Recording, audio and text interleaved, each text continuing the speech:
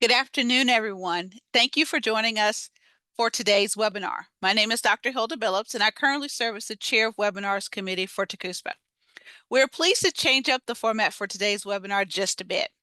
Our panelists for today serve as TACUSPA's Treasurer, Dr. Ashely Spicer-Runnels, and TACUSPA Secretary, Dr. Lacey Folsom. They possess a wealth of knowledge about student affairs practice. Allow me to introduce our facilitator for today's webinar. Dr. Anthony Edwards supports TACUSPA as the Director of Research and as a member of the Webinars Committee. Anthony serves as an assistant professor in the Department of Educational Leadership and Technology at Tarleton State University. Anthony's teaching assignments include higher education leadership, higher education student services, higher education finance, higher education policy and politics, higher education history, and the Comprehensive Community College.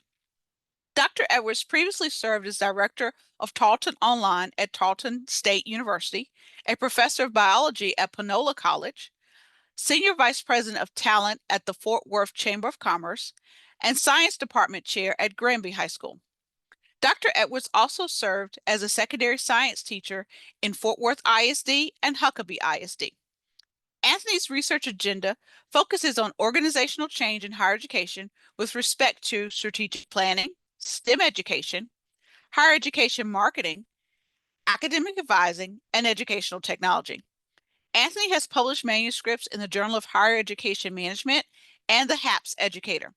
In addition to chairing dissertation committees, Dr. Edwards supports student success as coordinator of the Higher Education Leadership Concentration of the Master of Education Program in Educational Administration. We are very excited to have Dr. Edwards serve as our facilitator for today and are thankful to our panelists for their willingness to share. I will now turn this webinar over to Dr. Edwards. Thank you so much, Dr. Billups.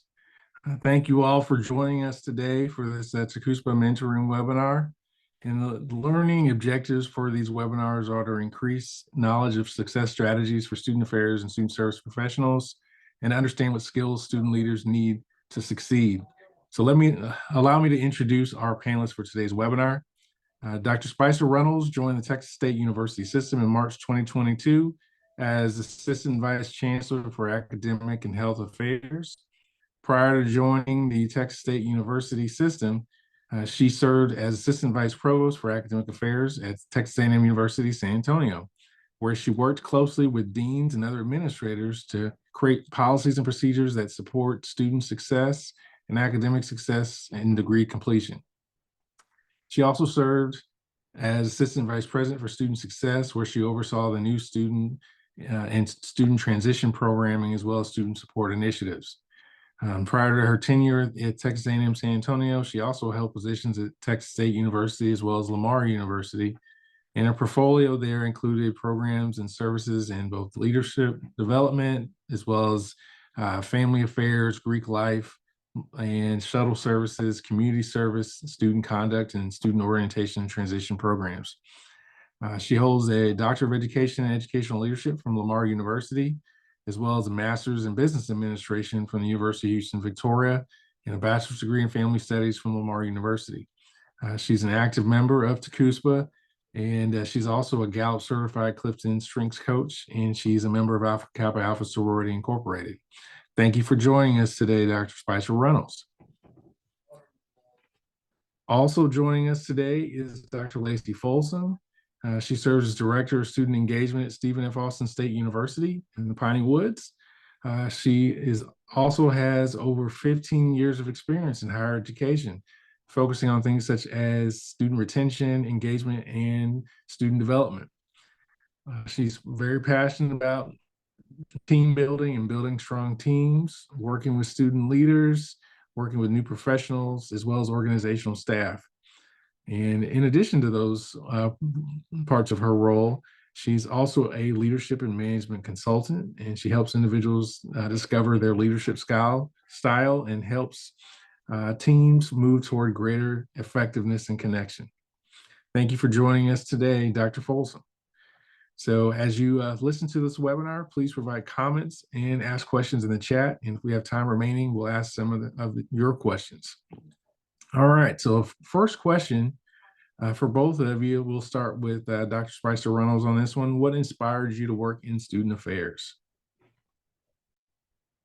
All right, well, good afternoon, everyone. Let's see, what inspired me to work in student affairs? I remember vividly being at new student orientation as an incoming freshman at Lamar University, and just going through that process and kind of admiring the help that my peers were giving me as orientation leaders, but then also just the energy that the professional staff had in sort of helping me see the path towards graduation. And so through that experience, I became really involved in student affairs programs, starting with first year experience and then kind of navigating over into what was then known as a student director role in the vice president for student affairs office.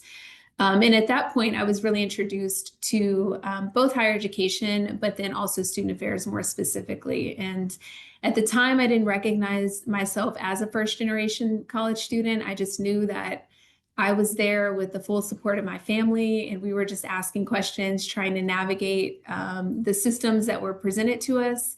But I was very fortunate to not be surrounded by kind of deficit-minded thinking. And it was all about, ask the tough questions, take risk, insert yourself in places where you want to be at. And through that sort of courageous encouragement from my family and then from the mentors that I had on campus, I found myself on this path in higher education.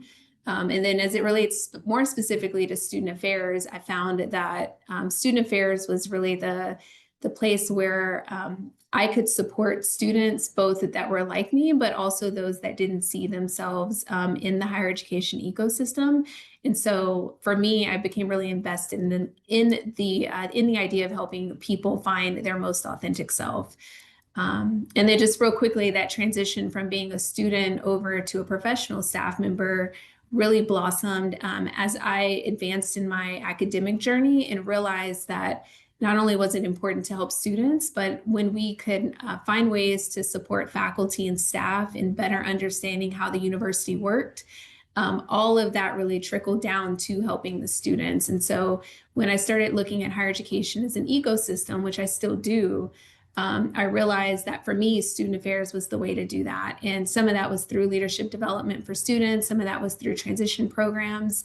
But even simple things like shuttle services was a really great way to make sure that our international students had a way to increase their sense of belonging at our institution and really just find ways to authentically engage at our institution. So that was really what led me to student affairs.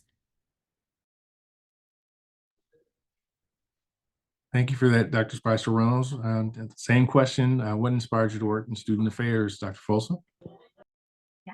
So I think like many people who end up working in higher ed, I probably saw it coming years before. I've always just connected in some capacity with my educational journey. I moved around a lot as a younger student, was the new kid a lot, and so it became very easy to insert myself into an experience. And so when I found myself at SFA, that's where I did my undergraduate, I knew right away that there was a sense of home and community that just felt like I was it was an easy connection. But then I saw many of my classmates and things of that sort experiencing college very differently. I was on my own path trying to figure out where best to put my very strong personality, but this deep devotion to whatever I did, whatever I was going to do, it was going to be at 110%. And so I found a place in student affairs in being able to get involved and create opportunities for students to have experiences. I had the cool opportunity from my family to be able to see and experience lots of things in our lives. And that not all of my peers had those kind of same experiences or support from their family. So it was really important to me to build experiences. And I just found a lot of energy in that. While I was trying to find a business degree and all of those things, I kept spending all of my time in our student activities area until kicking or screaming, I realized it really was my home and it's where I needed to be. And so I still find lots of opportunities for leadership development and to grow as a person, because that's important to me, kind of as an achieving personality. But I know that my place is to help students find those experiences. I was meant to be in a helping field, and a counseling degree later and things. I didn't see myself in a clinic. I saw myself boots on the ground, helping understand students and helping them navigate this like unique part of their life. And what a cool place, but a campus, to be able to explore who you are, what you want to do, with somebody there kind of supporting and rooting you along on the way. Thank you for that, Dr. Folsom, and we will actually stick with you for the second question. And this one is, what's your leadership style and how has it guided you? Gotcha. So I think that my intention is to be a transformational leader, is to try to help inspire and motivate groups of people in my team and those who interact with me, to be able to work towards the same goal. I think, if I'm being honest with myself, I lean more to a coaching style leadership more than ever. And I think it's because so much of my formative management years were also managing student teams and realizing that everyone's coming to the table, with little to no experience, but a lot of passion. And so I really focus on the individualization of each person, trying to help understand how they can be the best contributor to a team, and realizing that that's where the strength is. Does it take a lot of extra time and effort? It does. And so anyone who's kind of exploring and wants to maybe be more of a coach, realize that it is a devotion to being there for the highs and lows of your team, but helping them grow and learn, I think in the end helps with your own management of being able to see the future abilities of someone, and helping them helps you along the way as well. So Thank you for that, Dr. Spicer-Runnels. What about you? What is your leadership style and how has it guided you? Yeah, I think I would probably say the same, both transformational, but then also the coaching aspect of it. I think with my training in Clifton Strengths, I do try to approach most things with a strengths-based mindset. So I'm always looking to help people understand what strengths they bring to the table, but then also how to manage those perceived weaknesses, in a way where they utilize their strengths, both from themselves as well as the teams that they work with, to essentially fill some of those gaps. I will say, quite honestly, that I am someone that's always in pursuit of excellence, and I don't shy away from those tough conversations. And so anyone that's worked with me or for me will tell you that we do have really critical conversations, and we don't shy away from conflict. I think that feedback is a form of love, and so I think it's important to make sure that that's always kind of blended in there. And so when I'm thinking about having transformational experiences or even coaching conversations, it's really about helping individuals understand what that measure of excellence is for themselves, what they expect of themselves, and then how do they create systems that allow them to continually pursue that, but then also how do they find spaces to allow themselves grace whenever they don't reach whatever goals that they have set forward, or whenever the goals don't necessarily align with the organization. And so for me, it's a balance between being, again, authentic, but also being able to navigate those conversations and utilize your strengths to help push you forward. Never to achieve one particular goal, but just to try to achieve, excellence in all things that you do. So that becomes a part of both the work that you produce, but also the brand of how you represent yourself and how you represent your organization. That makes a lot of sense. Right now in my brain, there's a book called Small Unit Leadership, and they talk about 4 C's, and they have candor, courage, competence, and confidence. And I think when I listen to you, what I hear is candor sometimes is a really important part of leadership. You have to be willing to say the things that need to be said in order to achieve excellence, and you have that confidence to be able to do those things. So I appreciate that a lot.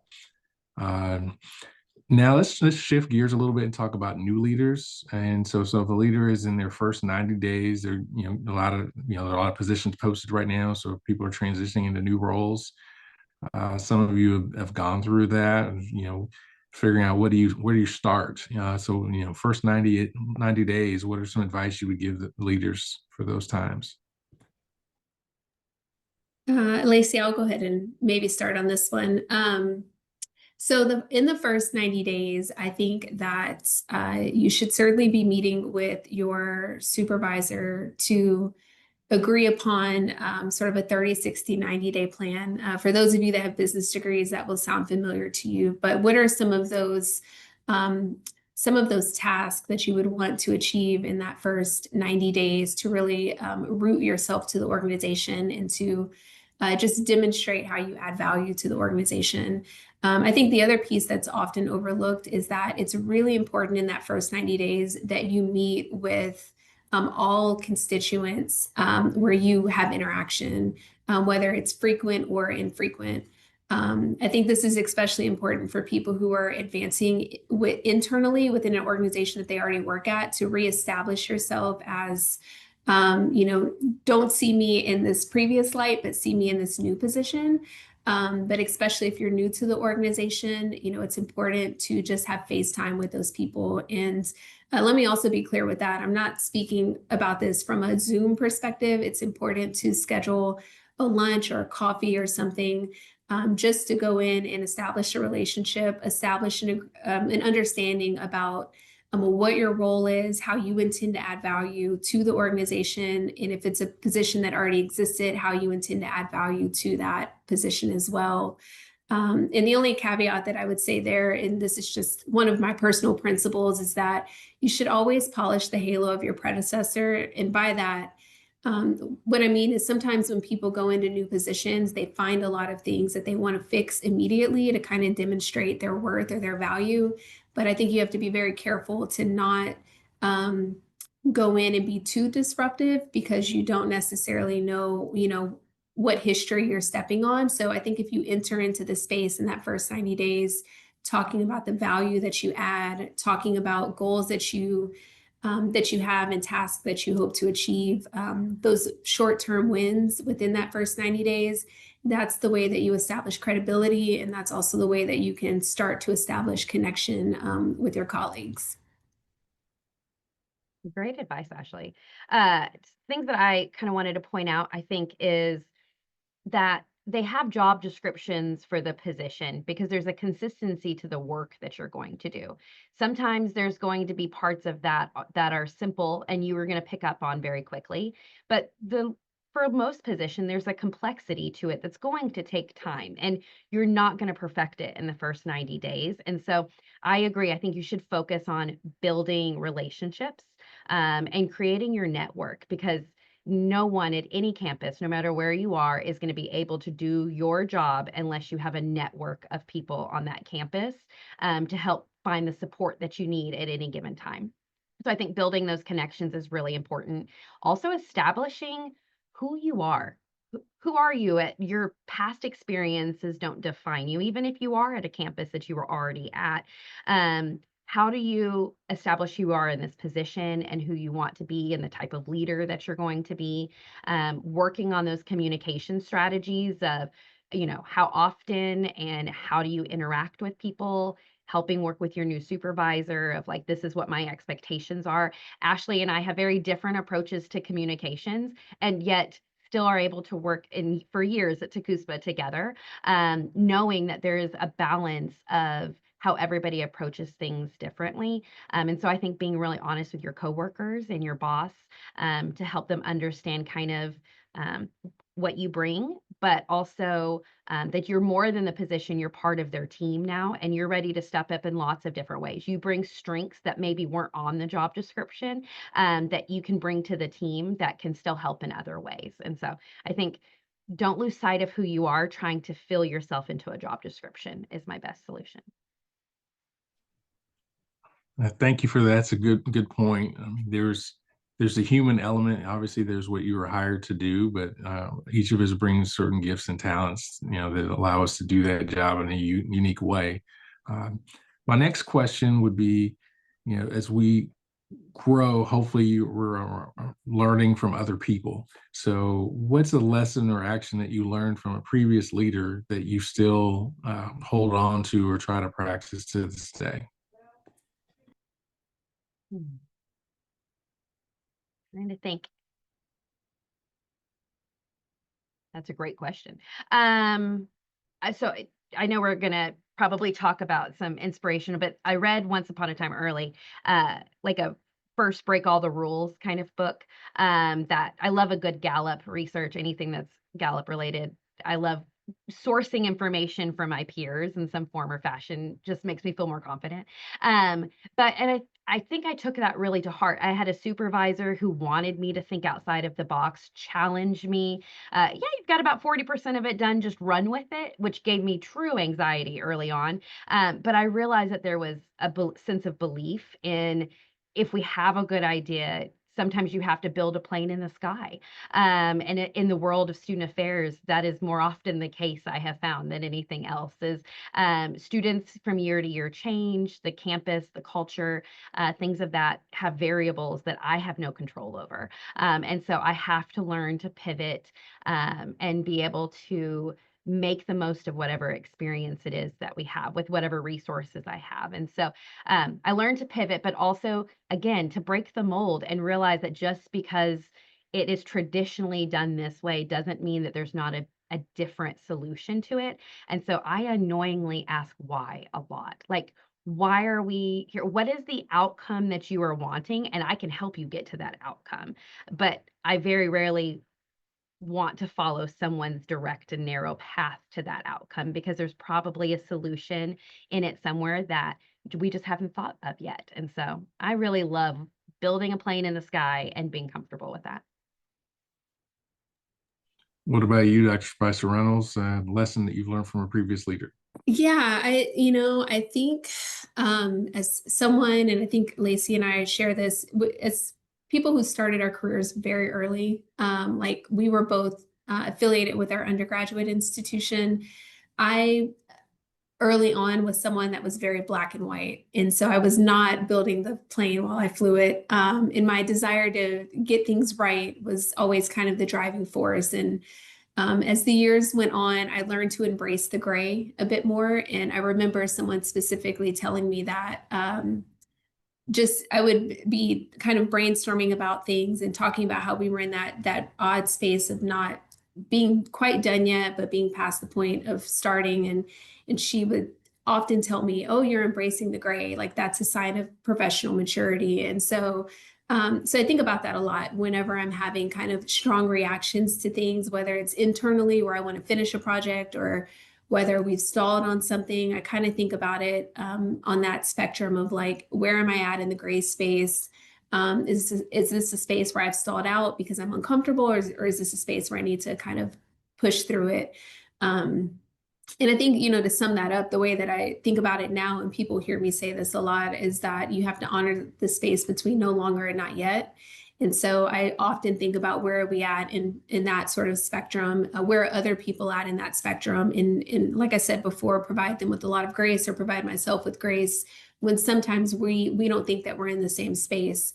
And it allows for me to kind of get out of the way and kind of go along with the Lacey's in the room, to just trust the process. And then other times where we need a closer, and that's a space where I can contribute, then I can kind of fill that void. And then I know you only asked for one, but the other thing that comes to mind for me is the idea of being both and. And what I mean by that is I love working. I love what I do. I could do it all day, all the time. But, from previous leaders that I've worked for, they were further in their career. They had embraced hobbies and things outside of the work environment. And those were big parts of who they were and what they represented. And I have found that, as time has moved on, I've learned to embrace that more, and to be, I'm very proud of my career. I'm very proud of my family, but I also have learned to take a lot of pride in the things that I do specifically for me, and carve out time to invest in those, because I do think that it provides me with a lot of just really good balance. especially when things are sometimes turbulent and outside of my control in higher education. It allows me to be sort of fed, just my soul to be fed by things that I really care about that are within my control and things that I can support and give back to.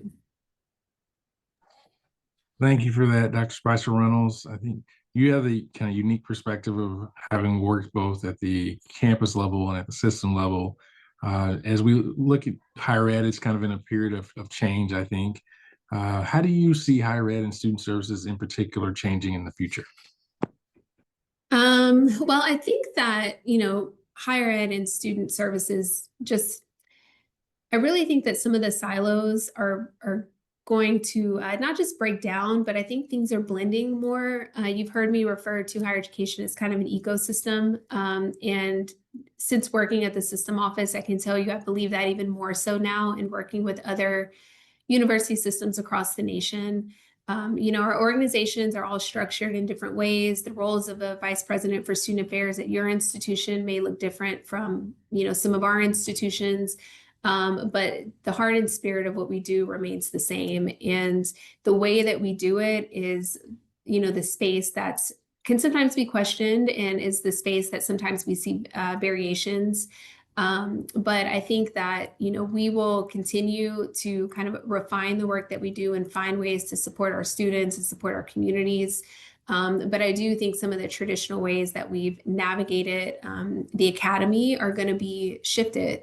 And I think we're already seeing that in, the types of leaders that we're hiring in presidencies and vice presidencies. The experiences that they're bringing are bringing kind of diverse thoughts, diverse approaches to the way that we run our businesses. And by business, I do mean the business of higher education. But I think that, those different styles of leadership are really going to advance higher education and just support the future of students, but then also support just the future of the society that we're contributing to. Thank you, Dr. Spicer-Runnels. What about you, Dr. Folsom? Where do you see student affairs changing?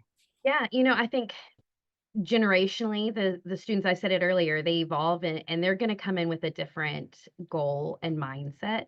I do think overall, I've definitely lived through the experience of it, of higher ed being more holistic and more focused on well-being, of how we can be a supportive group through that. And I think a lot of my research and experience has been focused on that because that's the trend I came into the field in, is how do we help be there for the student while they're navigating this part of life.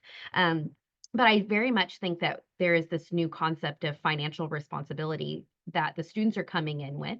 How do they get the most bang for their buck, right? How are they getting a streamlined, efficient process? They're coming in with so many new hours already from their high school and early college programs that are great, but also force them to come up with some strong decisions about what their future is going to look like pretty early on in that formation. And with that, I think it changes the concept of college. And there's a transactional component that's kind of coming back up to the surface, in where students can get the delivery of their education in various ways. The traditional brick and mortar concepts of college isn't the only option. And so we're able to give a lot of variety. What I fear and am careful about is to avoid this concept of opting in that I feel like we dabbled in right after the pandemic, where students were able to choose whether or not they wanted to experience things instead of just jumping in, and we kind of took them through the experience,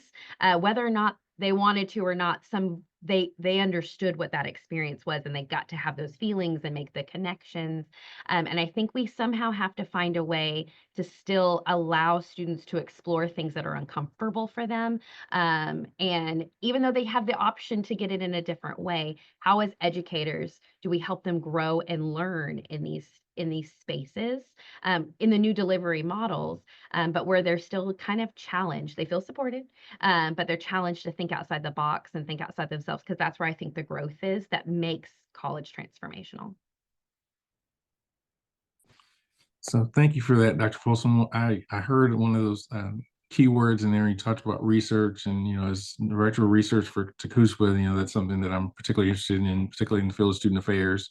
How a lot of times I think student affairs leaders, you go into the field because you care about students and you want to see students be successful. But when we start thinking about collecting data, analyzing data, using data to make decisions, whether that's quantitative or qualitative, where where does that fit in your role as a student affairs leader?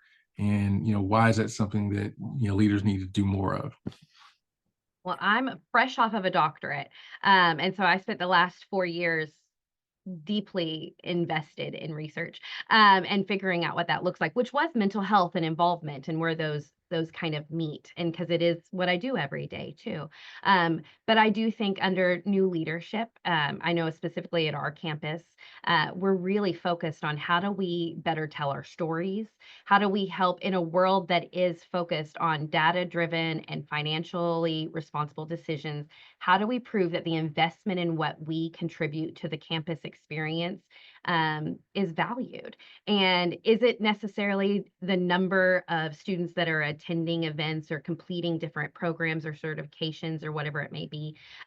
Or is it about the deeper impact? And so finding a way for our team to be able to look both at the quantitative and qualitative data that we're able to get from the student experience and be able to tell a story that makes sense at all levels on our campus, at our system, and at the state and further, that helps people understand the value of what we bring and how we as educators are part of that experience.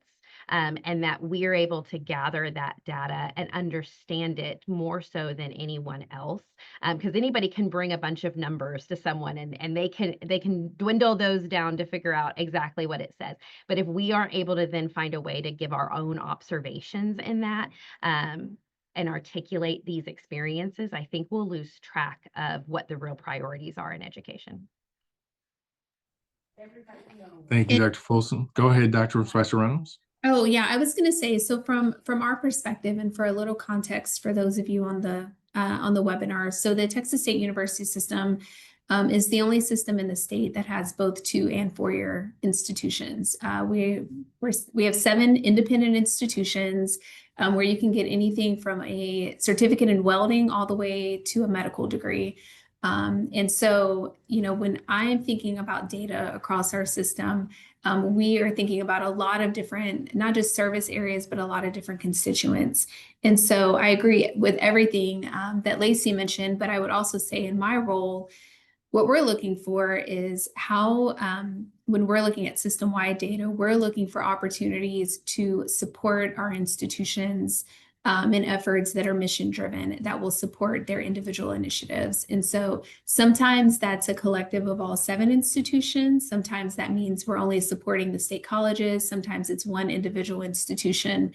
And so our perspective is always about how do we add value to the institution, to whatever their goals are. Likewise, though, we're looking at state level, national level data. Excuse me. We're also looking to see just how, what are trends, what are things that other systems in the nation are also looking at to advance student success across the board. And again, sometimes that's in the space of students, sometimes that's in the space of faculty development, sometimes that's with staff. And so it's a close partnership with working with our campuses all the way up through those national peers that we have. The other effort that I'll mention more specifically is that we've spent an increasing amount of time thinking about data literacy. And so all of our institutions are talking about, data this, data that, how do we tell our story? And all of that matters. But what we've been thinking about is how do we really advance the level of data literacy across our institutions, across the state of Texas. So when we're thinking and sharing our story, not only are we thinking about how to communicate like our peers in the state, but how are we, how are we able to essentially provide the information in a way in which the listener or the learner can receive it? And sometimes that listener and learner is someone from the higher education ecosystem, but other times it may be, someone at the Capitol. It may be someone that is a potential funder for an initiative that we have.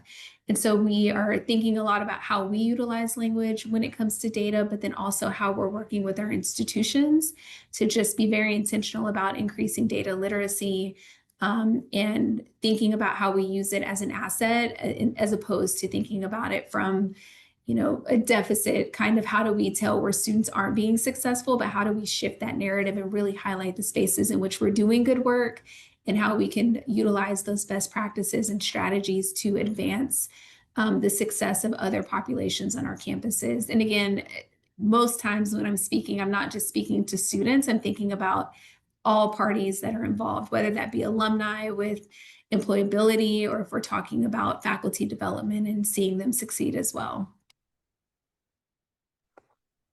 Thank you for that, Dr. Spicer-Runnels. As we move forward to the next portion of the webinar, I wanted to maybe to discuss 3 skills that you think student affairs leaders need to thrive in today's environment.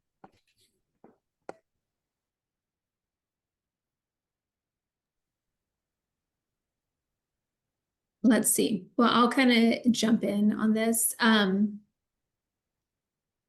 I think one of the main things that student affairs professionals need to be able to thrive in the environment is, I think they really need to study the industry of higher education. I find sometimes that in student affairs, and as the same can be said with any other division, people become so focused on their particular industry or in their particular field that they don't really have good insight into not only the work that they do, but how it contributes to the university environment holistically. And I think we're really good about talking about the spaces where, we know we're contributing, but I'm talking more about the ability to be creative and innovative and how you might reimagine a service to further support your university, or even be willing to challenge and sort of trump practices or things that you've always done to make them better. And sometimes that means dismantling things. I think that student affairs professionals would also really benefit from making, we can all talk about being lifelong learners, but I think it's important to challenge yourself to learn outside of your field. And sometimes you just have to pick random areas, but, making yourself well-versed on budget matters, making yourself well-versed on government relations type conversations will all benefit you in being able to not just contribute to conversations, but also comprehend conversations as you advance, if that's something that you choose to do. And then I think the last thing is just, and I don't know how you would define this as a skill, but I think we have to be really intentional about giving people grace. I think that when we are early in our career and we are eager, we want to challenge leadership and question why they have or haven't done things without necessarily knowing all of what they're dealing with, both around them and above them. So we lack patience in that space, but likewise, when we are leaders, sometimes we lack patience with people who are earlier in their career and can't quite comprehend what we're dealing with. And so I think if we could all just practice that a little bit better, I think all of our experiences would actually be not just more enjoyable, but be more meaningful in their transformational learning, because we all have something to learn, but I think we have to give people a lot of grace, because you don't necessarily know what they're dealing with, both with what you can see, but also with the things that you can't see. I agree. So one of the things I often say, and I'm sure I stole it from somebody, but there's no simple solutions to complex problems, right? And the ecosystem is a great way of explaining our campuses. There are a lot of moving parts, and every division has had a tendency in our history to silo themselves because they are so unique. Everyone's focused on the problems in front of them, and it's difficult sometimes to step back and see the entire system and how they each play such an integral role in that system. And I think that that's my patience is one of my biggest ones as well, is to the solution is very rarely what I think it is because of my narrow mindset of what I've experienced. I can only solve the problems that I know about, and there are others that have far more problems that I don't even understand how they interact with my world, or they don't.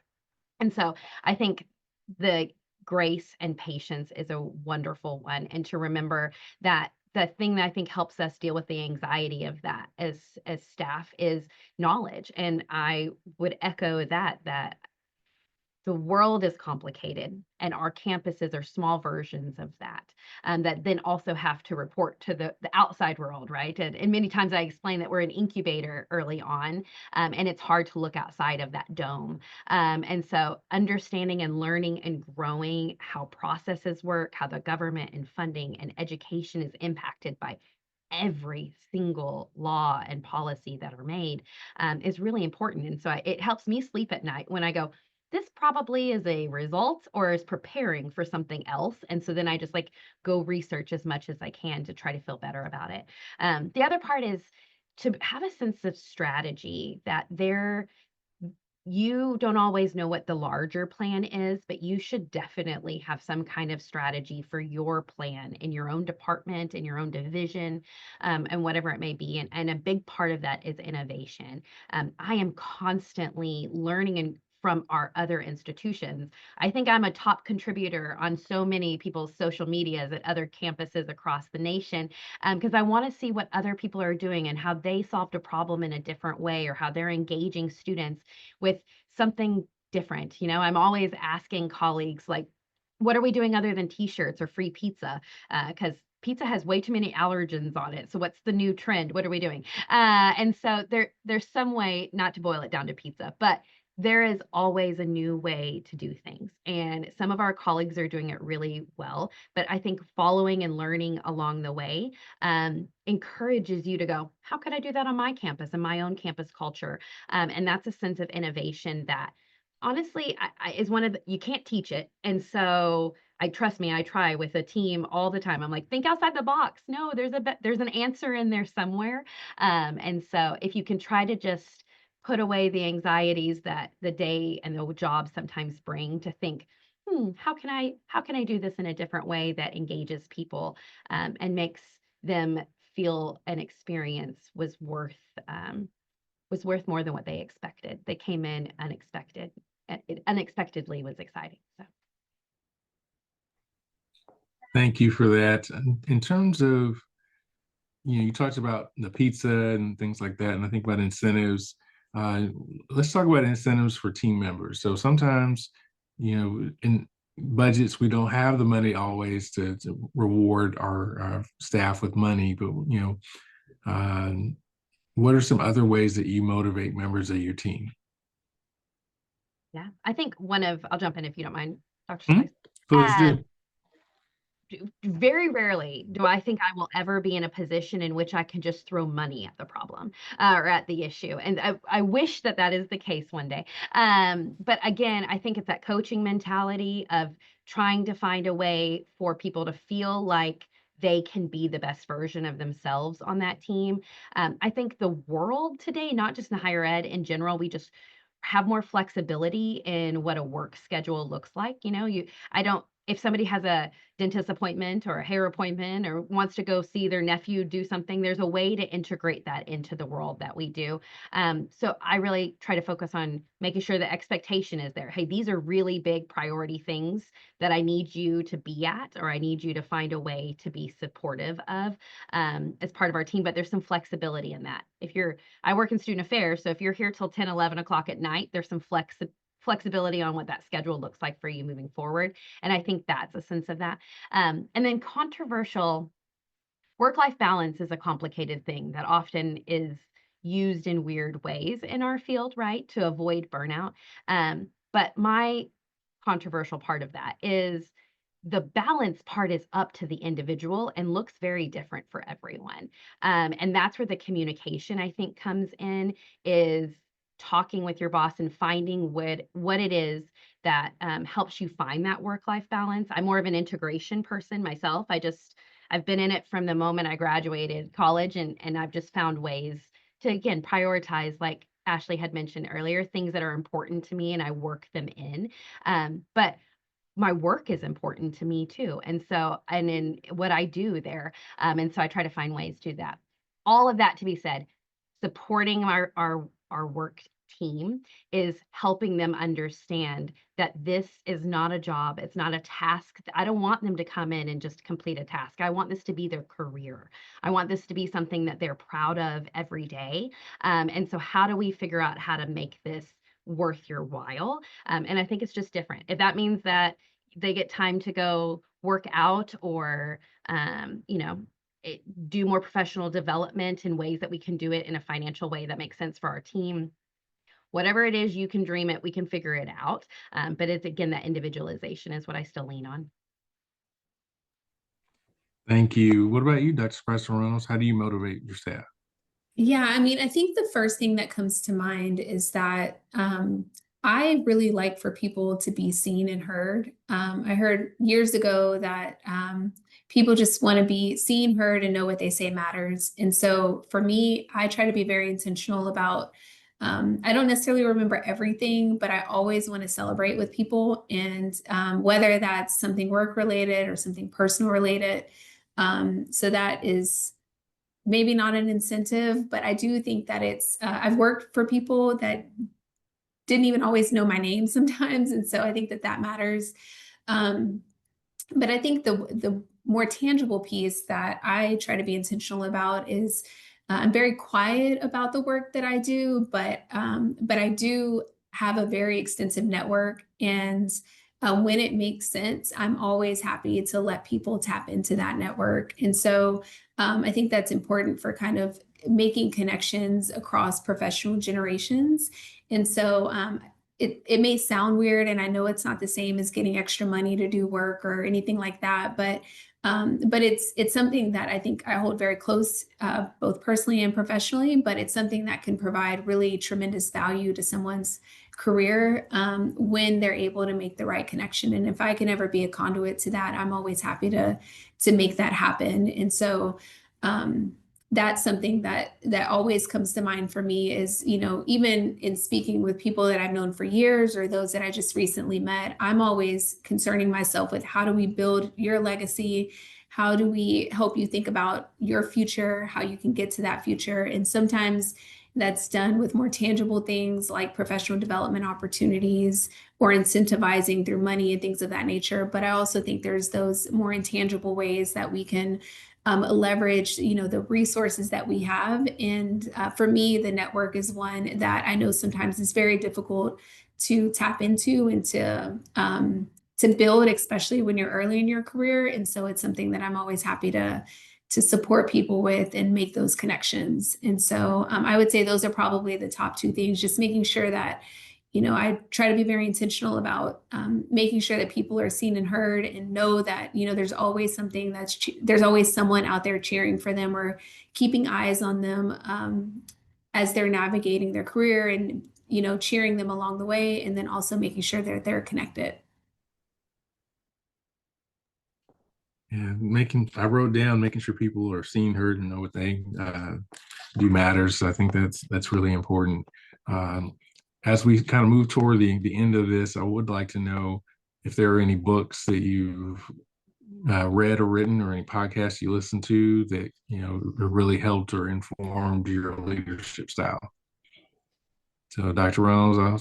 Spicer-Runnels, I'll start with you. Okay, well, I think there's probably two books that come most immediately to mind, and they may not be the most profound, but there is a book called You Are a Badass by Jen Shapiro. And yeah, Lacey, it looks like you have it too. It's one of my favorite books that I revisit often.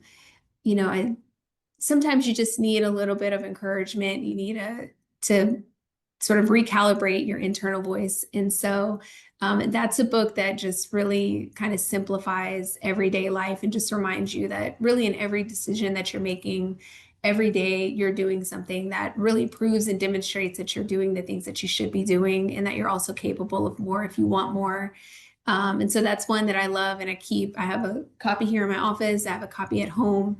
So just a really simple read. And then I would be remiss if I didn't mention my own book called Prosper. It's a guide to helping you become the best version of yourself.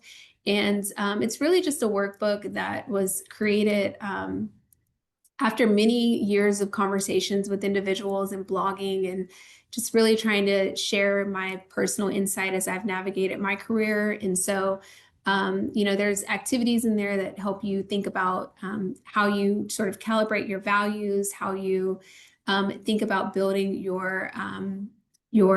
a team around you. Like, who do you go to for finance advice or professional advice? Who are those people you call in to cheer you on? And ultimately, it culminates in all of those activities help you build what's called a personal prosper plan, which is essentially a business plan for yourself and how you can prosper, not just financially, but just prosper in life. And so it's another one that even I revisit. And I was mentioning to Lacey earlier, my oldest son is 17, and we've been going through it with him, just helping him really think about seeing himself as as an asset, and that all of the components to who he is really are going to contribute to his future. And he should embrace both the ones that are, calibrated and where they need to be, and then the ones where he might want to do some work and kind of refine them a little bit more. And so those would be my two.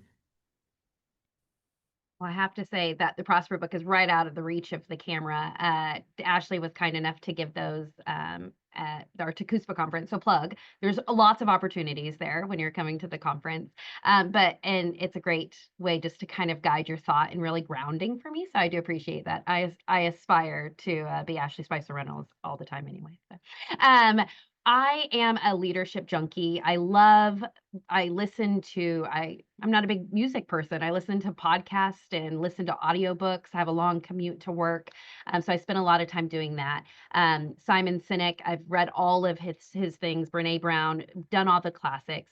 I think one of my favorites, though, outside of those more mainstream is Drive by Daniel Pink. I had to Google it earlier to make sure that was who. But it's just about the psychology of motivation. I love to learn, and I think the theme sticks with what all my answers have been. I like to learn what makes people tick. I think it's easier for me when I feel like there's a sense of predictability, when I understand that everybody's coming to the space and the experience with a different mindset, and that helps me just better prepare for that pivoting world that I feel like I live in a lot. And so I think things like that, Multipliers by Liz Wiseman, again, focuses on the abilities and capabilities of teams and what they can do when they feel supported. And so in my journey and where I am professionally, it's all about managing people, everything from student leaders to graduate students to new professionals. And I really love that space, and even found in my own priorities an ability to embrace that with some consulting and talking to teams as we're bringing in new generation of leaders. They're going to work in spaces, we're learning and understanding them before employers ever get an opportunity to. And so I really love talking to more corporate or non-educational companies to talk about how to make your workspaces and your communication work for the new generation. And so a lot of my reading is also, and my research is just about what is the new generation and how are they going to evolve and change. And before we move on, I did want to, and Lacey, you may listen to him too, but I did want to make a plug for Work Life with Adam Grant. It's a podcast, and that one is also really, really good. The tagline is essentially they've figured out how to make work not suck. And so, but it's an excellent podcast that has several seasons. So that's another really good one. He's an organizational psychologist, and there's just lots of really, really great lessons in all of his podcasts. Thank you for that. So as we close, if there's maybe one takeaway that you had worked with a mentor, if there's one sage piece of advice that you give that you would want to share with others, what would that be? So Dr. Spicer-Runnels, we'll start with you. Oh, goodness.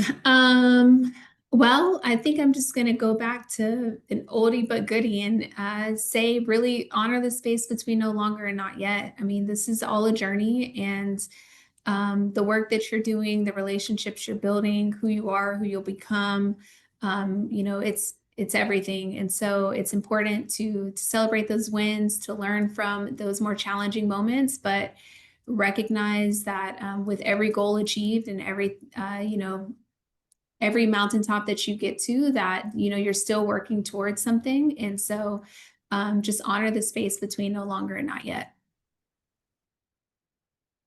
I think in it, I don't know. There's so many other things, and I'm going to regret that I didn't talk about in this moment. But I think the thing that helps me the most is remembering that I can't change the way that people engage with me or their thoughts about me. I can only deal with how it is impacting me. And in this world, I think that it has a tendency to have some really highs and some lows along the way. And it just reminds me to be dedicated to the craft and to what my passions are.